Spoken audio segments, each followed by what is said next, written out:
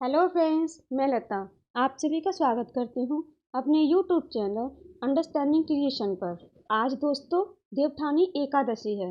ये देवठानी एकादशी में तुलसी का विवाह क्यों किया जाता है, आइए इसके बारे में एक पौराणिक कथा है, आइए सुनते हैं। देवठानी एकादशी के दिन भगवान विष्णु योग निद्रा से जागते हैं और फिर इसी दिन तुलसी विवाह किया जाता है। तुलसी विवाह का आयोजन बेहद मंगलकारी और शुभ माना जाता है। मान्यता है कि जो व्यक्ति इस दिन भगवान विष्णु को तुलसी दल अर्पित करता है और शालिग्राम से तुलसी का विवाह कराता है, उसके जीवन में सारे कष्ट दूर हो जाते हैं। ऐसे लोगों पर भगवान श्री हरि की विशेष कृपा सदैव बनी रहती है। और जानते हैं तुलसी विवाह की एक पौराणिक कथा, आइए। प्राचीन काल में जालंधर नाम का एक राक्षस हुआ करता था, जिसने चारों तरफ बहुत उत्पात मचा रखा था।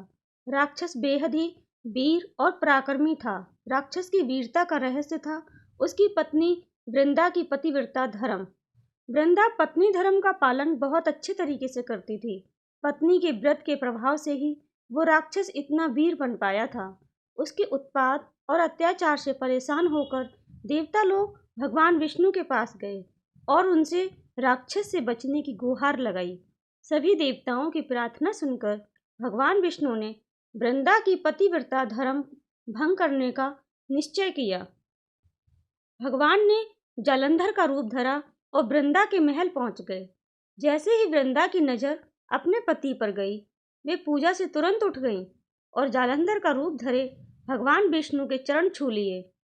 जालंधर से पराक्रम युद्ध हो रहा था, लेकिन जैसे ही वृंदा का सतीत्व भंग हुआ, उसके पति का कटा हुआ सिर उसके आंगन में आ गिरा।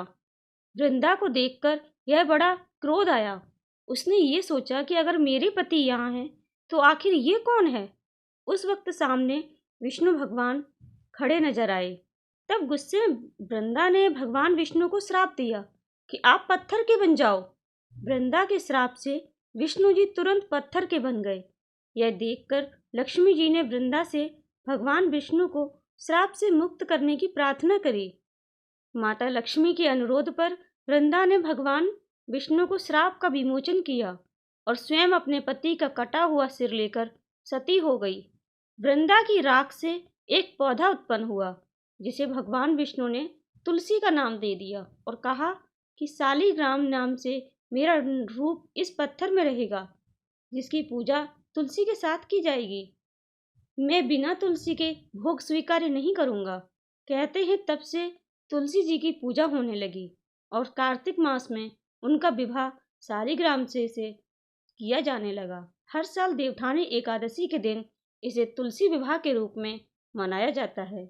जय तुलसी माता, जय हरि श्री विष्णु भगवान की।